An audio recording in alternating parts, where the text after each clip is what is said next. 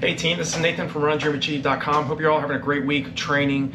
Today's topic, I want to discuss how to run 10 miles without stopping. And the reason why is because there are a lot of athletes that have to endure trying to get to a point where they can run 10 miles and be able to start and finish without running out of breath, without falling apart physically. And the biggest recommendation I can provide to you all is you have to be patient.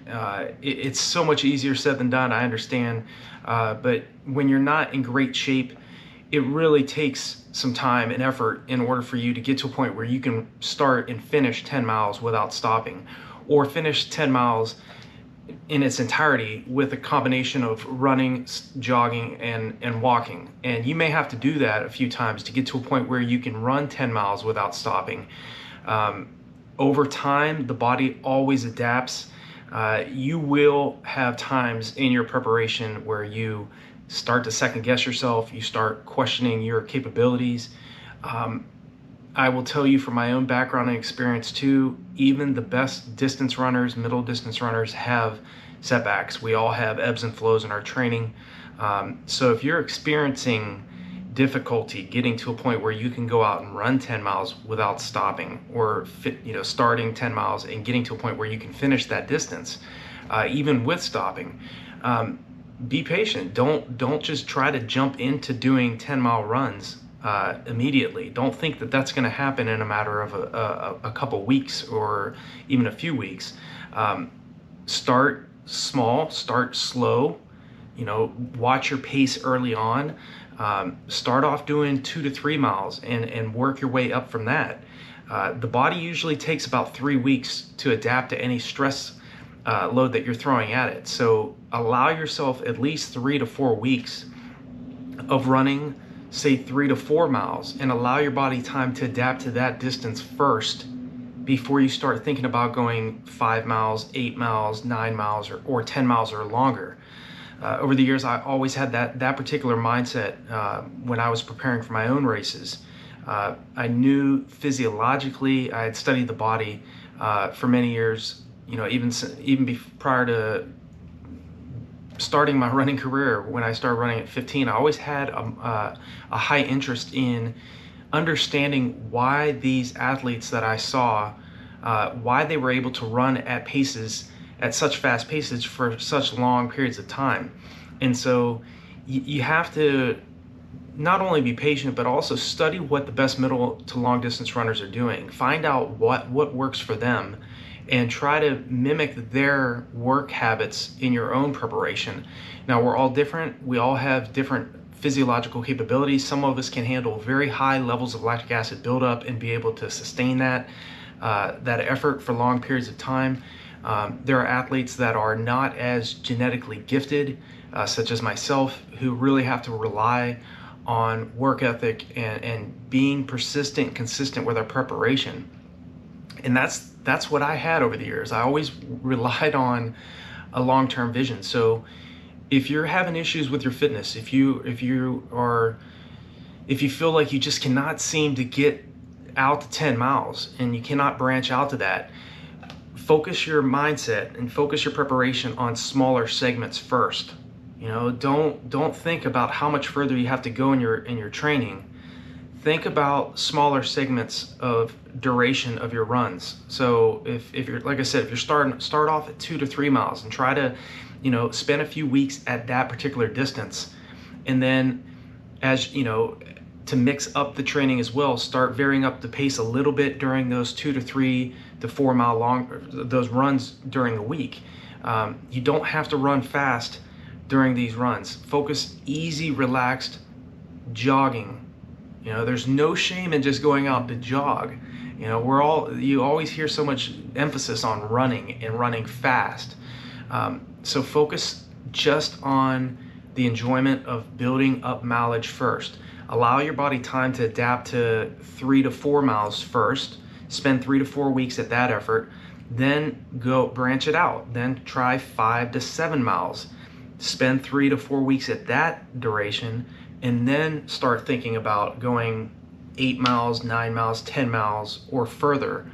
This will make the process of preparing for running for longer periods of time easier on you, because you're not so much focused on trying to run 10 miles without stopping within a couple weeks of your, starting your process.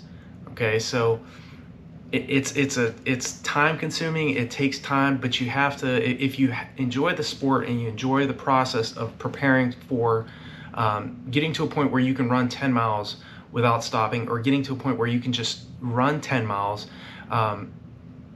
with a combination of jogging, walking, and running, that will build your confidence. It builds your motivation when you start seeing your body adapt to the stresses you're throwing at it.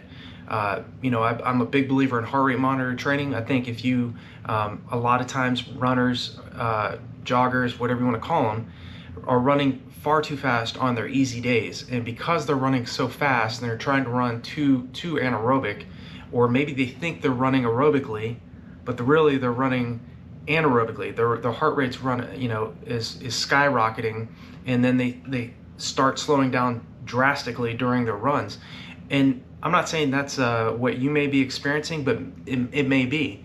You may be running too fast, and your body just simply hasn't adapted to that particular effort that you're running at, and so you're drastically slowing down, and it's forcing you to either stop or not be able to finish that 10-mile duration because you're running too fast without really knowing you're running too fast. And that's what I like about heart rate monitors. They kind of keep you in check. One thing you have to keep in mind when you're utilizing a heart rate monitor, though, is if it's very hot out, your heart rate's going to skyrocket. So you have to drastically back off on your pace when it's too hot and it's humid outside. If you're running downhill, your heart rate's going to drastically go down. So you don't want to speed up just because your heart rate is going much lower. A lot of athletes get caught up with heart rate monitor training as well. They feel like I have to be at this particular effort in order to be at my anaerobic threshold pace, or running at an easy pace. I need to be between 130 to 150 beats per minute. Sometimes it's just you have to base your efforts off of feel as well.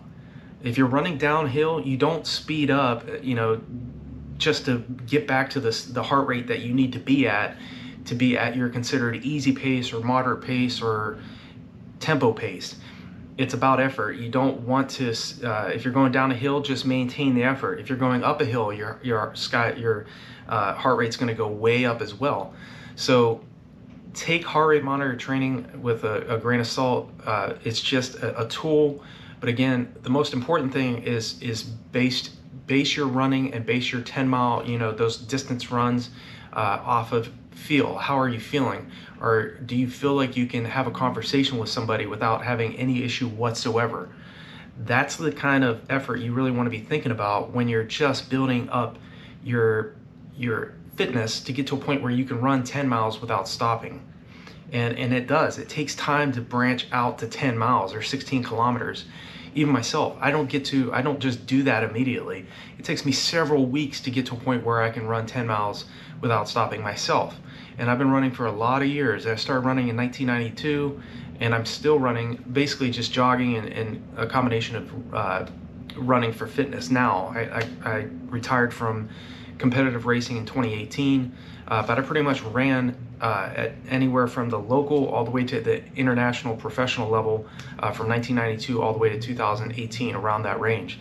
So even I, as well as other national class, world class athletes, we all experience what you're dealing with. So do not lose heart when you feel like you're not in great shape and you're not at to a point where you can run 10 miles or 16 kilometers without stopping. Be patient with yourself.